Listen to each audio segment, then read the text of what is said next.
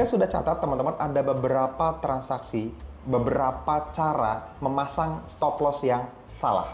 Halo teman-teman semua, di video kali ini kita akan bahas tentang satu hal yang paling penting, komponen paling penting ketika kita trading. Apa itu kalau bukan stop loss? Oke teman-teman, ngomongin tentang stop loss ya, di komunitas Forex NFC ini adalah satu hal yang wajib dilakukan sebetulnya. Kadang ada juga yang masih nggak pakai, which is okay lah, nggak apa-apa. Tapi kalau teman-teman pengen serius ngikutin kita, ini satu hal yang paling penting sebetulnya. Ada 3 komponen yang penting ketika kita trading teman-teman. Ada yang namanya stop loss, ini udah yang paling atas gitu ya. Ada yang namanya entry, teman-teman bisa buy, bisa sell gitu ya. Ada yang namanya target atau TP. Dua hal yang terakhir teman-teman ini masih bisa dinegosiasi. Teman-teman mau ngambil entry di tengah-tengah area, mau buy-nya agak naik atau turun dikit, boleh gitu ya. Mau sell-nya naik turun dikit, bisa.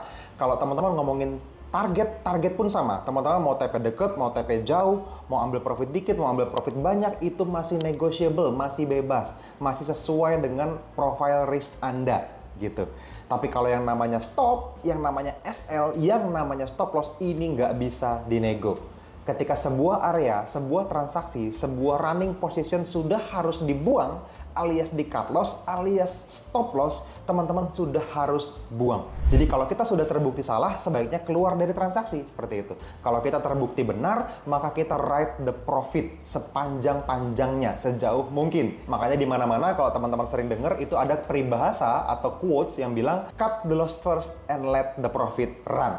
Kita akan bahas tentang kalimat yang pertama nih, cut the loss first. Lebih spesifik teman-teman, apa mas yang dibahas tentang stop loss kali ini? Yaitu kesalahan trader saat memasang stop loss. Banyak orang berpikir kalau misalnya stop loss, ya udah mas, yang penting saya pakai stop loss saja. Nggak bisa gitu teman-teman. Walaupun teman-teman pakai stop loss, ada banyak sistem trading yang pakai stop loss kok, pakai stop loss kok. Pada kenyataannya tetap MC akunnya, tetap nggak survive tradingannya. Kenapa? Karena salah cara pasangnya. Saya sudah catat teman-teman ada beberapa transaksi, beberapa cara memasang stop loss yang salah. Nah teman-teman, di chart ini teman-teman lihat ya, ini ada yang namanya chart Euro NZD di time frame H1 atau 1H, dan di Euro NZD ini saya sudah gambar sebuah trading plan real time yang belum kepanggil dan masih aktif ketika video ini direkam ya. Kalau teman-teman subscribe channel ini, teman-teman langsung dapat ketika kita upload videonya, maka teman-teman bisa ikutan kalau teman-teman mau. Tapi kalau teman-teman baru nonton dan ternyata ini udah cukup lama videonya di-upload, maka teman-teman jangan ambil karena areanya mungkin sudah tidak valid ya. Oke, kita ngomongin tentang stop loss teman-teman hari ini. Kesalahan-kesalahan yang sering kali dilakukan dan bagaimana cara menghindarinya, itu yang penting. Nah, di trading plan yang ada di dalam Euro NZD ini teman-teman, kita rencananya gitu ya, kita akan buy kapanpun harga kembali ke area di mana harga yang kita mau. Buy limitnya kita pasang di 1.77580. Stop loss yang kita bahas hari ini itu kita pasang di 1.77290. Jadi ya, 1.77588 entry, dalam hal ini buy limit berarti ya, kita pasang SL di 1.7729. Nah, TP-nya bisa TP1, TP2, TP3 dan seterusnya ya. Di sini saya kasih gambaran sampai TP3 aja. Ada garis biru yang pertama, yang kedua dan yang ketiga. Oke. Kesalahan pertama yang sering dilakukan, teman-teman. Stop loss-nya terlalu dekat. Nah, kok bisa mas kedekatan stop loss-nya? Iyalah, kan teman-teman juga sering ngalamin mungkin ya, banyak di luar sana, mudah-mudahan bukan Anda gitu ya. Dimana teman-teman, mas saya tuh pakai stop loss tuh nggak suka. Kenapa? Karena sering kali harga kena stop loss, terus ternyata malah searah dengan analisa kita. Nah, itu sangat mungkin terjadi ketika teman-teman salah nempatin stop loss alias kedekatan. Gitu. Nah, kalau teman-teman perhatiin, saya gedein nih ya chartnya. Nah, teman-teman lihat, ada jarak antara area buy atau buy area kita dengan harga stop loss-nya. Kalau teman-teman perhatikan, harga tempat kita seharusnya berakhir areanya di bawah itu di titik 1.77347. Tapi kita tambahin ruang gerak harga atau buffer zone untuk teman-teman bisa mendapatkan ruang tambahan stop loss. Kita sebut sebagai buffer zone biasanya ya. Makanya kenapa dari sini turun beberapa pips ke bawah. Nah, ini dilakukan karena kenapa? Kan kalau misalnya emang stop loss katanya harus dibuang mas, kali itu kok dimundurin lagi? Nggak gitu. Kita perlu punya toleransi ruang gerak harga teman-teman, karena setiap broker itu harganya beda-beda tipis. Forex ini industri yang tidak tersentralisasi. Kalau teman-teman menggunakan broker A, broker B, dan broker C, mereka punya data feed yang berbeda, mereka punya cara connect ke dalam exchange besar yang berbeda, dimana kalau mereka punya data yang bagus, mereka bisa dapetin harga bagus. Kalau datanya jelek, mereka dapat harganya jelek. Dan sedikit perbedaan ini teman-teman dibutuhkan ruang gerak harga tambahan. Nah, kira-kira gitu ya. Mudah-mudahan penjelasan singkatnya membantu ya. Jadi itu yang pertama. Jadi ini karena teman-teman naruhnya kedekatan, makanya kita selalu gunakan yang namanya buffer zone.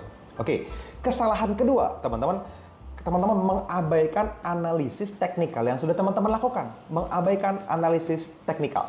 Ketika kita entry, teman-teman, di dalam komunitas kita entry di base area, di zone. Biasanya kita sebut sebagai rally base rally misalnya, atau rally base drop gitu ya.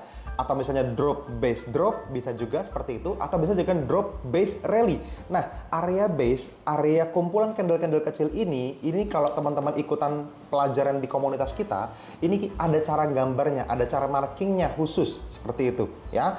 Kalau misalnya teman-teman lihat, di dalam sini nih ya, di Euro NZD, teman-teman bisa lihat rally base rally seperti ini adalah area yang bagus gitu. Rally base rally. Nah, base ini kita marking sebagai area buy. Oke? Nah, kalau misalnya seperti ini teman-teman, yang kita lakukan adalah kita sudah memposisikan stop loss di bawah buy areanya sedikit. Kalau misalnya teman-teman, aduh ini kayaknya nanti kalau kena gimana? Jauhin aja deh. Nah, teman-teman akan kehilangan konsistensi cara. Kita butuh cara yang sangat spesifik. Kita butuh cara yang sangat konsisten. Kita butuh teman-teman punya rules yang sangat hitam dan putih. Nah, ini yang penting. Kalau teman-teman hari ini punya cara untuk bisa membuat sesuatu dan teman-teman pengen membuat dalam jumlah yang banyak, teman-teman perlu punya prosedur yang jelas, kan gitu. Teman-teman punya rules yang sangat bagus sehingga human error-nya seminimal mungkin, bahkan kalau bisa nggak ada, kan gitu. Nah, disinilah pentingnya teman-teman selalu fokus sama analisis teknikal yang sudah teman-teman lakukan. Jadi stop loss-nya nggak bisa ditawar. Ini kayaknya kesempitan deh areanya. Kalau emang areanya bagus, nggak akan kena stop loss-nya, gitu. Atau teman-teman, ini kayaknya udah hampir stop loss nih, apa stop loss-nya saya jauhin aja ya gitu ya. Jangan. Kalau memang salah, cut the loss first. Kan tadi gitu, udah bilang di awal ya. Jadi kesalahan ini seringkali dilakukan buat teman-teman yang mengabaikan analisis teknikal. Oke? Kesalahan ketiga, teman-teman punya yang namanya stop loss statis. Wah. Kesalahan ini seringkali dilakukan ketika teman-teman tidak punya konsistensi cara menentukan stop loss. Stop loss itu perlu punya cara yang tetap. Maksudnya gimana?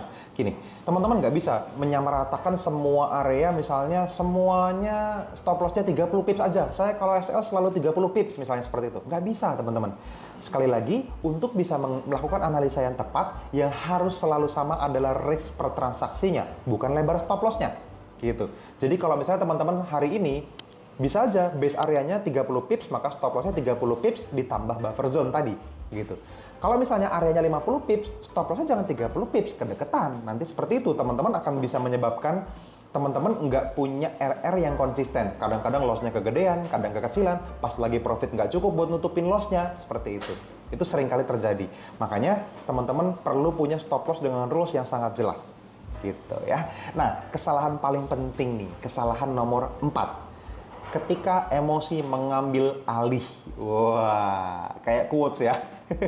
Jadi gini teman-teman, seringkali ketika kita trading ya, teman-teman, terutama saat menentukan stop loss, teman-teman itu punya objektivitas mungkin ya sebutannya ya. Teman-teman perlu punya yang namanya rules yang sangat hitam dan putih sehingga meminimalisir potensi emosional yang mengganggu cara teman-teman trading tentunya. Nah, seringkali gini, saya kasih contoh. Misal, teman-teman ngelihat nih, kayak tadi ya, teman-teman udah tahu nih, chartnya ini Euro NZD, ini stop loss-nya di 1.7729.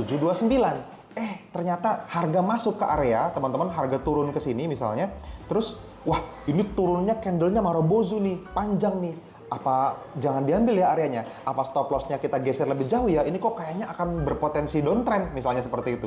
Padahal ini area buy dengan kondisi uptrend. Nah, kalau teman-teman punya keraguan itu tidak perlu dipedulikan selama teman-teman sudah punya data riset yang oke, sudah punya kumpulan data backtesting yang cukup, teman-teman boleh percaya dengan hasil riset teman-teman sendiri. Jadi nggak bisa stop loss-nya digeser. Bayangin, kalau teman-teman jauhin stop loss-nya cuman karena takut, secara otomatis kalau kita mau punya risk versus reward 1:1, jarak antara entry dengan stop loss berbanding dengan TP itu maunya sama, maka teman-teman juga harus jauhin TP-nya. Gitu. Teman-teman lihat nih, kalau saya gerakin harga ini ya, kalau saya gerakin harga stop lossnya misalnya ini terlalu deket nih, aduh karena alasan emosional ini kayaknya kedekatan saya jauhin. Nah teman-teman lihat garis TP-nya juga perlu menjauh tuh. Dan prinsip dasar ya, harga itu butuh usaha lebih lama dan lebih banyak untuk bisa mencapai jangka pips tertentu. Sehingga kalau kita mau profit, harusnya tadinya udah TP3, sekarang baru TP2 atau TP1. Kenapa? Karena tadi stop loss-nya dijauhin. Gitu. Jadi nggak bisa, teman-teman tetap perlu punya yang namanya kedewasaan emosi. Wah, mungkin lebih tepatnya gitu ya. Jadi jangan biarin takut atau serakah itu menguasai keputusan teman-teman untuk trading. Ini yang paling penting. Jadi 4 kesalahan ini, teman-teman, ini adalah kesalahan yang sering kali dilakukan oleh traders, terutama oleh traders pemula.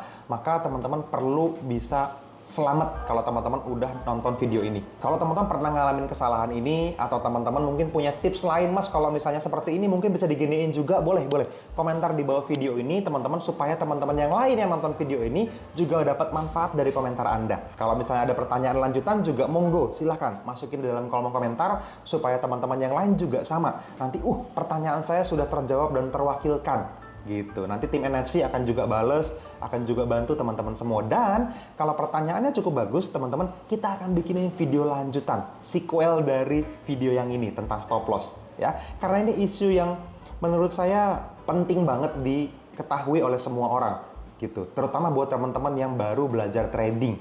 Kalau teman-teman merasa video ini bermanfaat, teman-teman boleh share video ini. Ya, ada button share tuh di bawah video ini ya. Teman-teman share aja, teman-teman copy linknya, teman-teman paste ke grup-grup trading atau ke teman Anda yang kayaknya lagi serius belajar trading dan dia teman-teman sayangi gitu ya. Anda sayang sama dia, Anda peduli sama dia, kirimin video ini. Jangan sampai cuman karena stop loss yang dia lakukan dengan kesalahan yang sudah kita bahas, dia tetap ambil kesalahan itu dan dia dapetin pelajaran dalam bentuk loss, kan kasihan. Mudah-mudahan ini manfaat buat teman-teman semua gitu ya. Ingat untuk terus like videonya, share videonya, dan teman-teman juga bisa subscribe channelnya supaya teman-teman bisa dapetin lagi notifikasi kapanpun kita upload video baru. Tekan tombol loncengnya supaya semua notifnya muncul sehingga teman-teman bisa dapetin akses lebih cepat kapanpun kita upload video baru ya. Oke, itu aja dari saya teman-teman. Thank you sudah nonton sampai akhir. Kita ketemu lagi di video-video edukasi berikutnya. See you.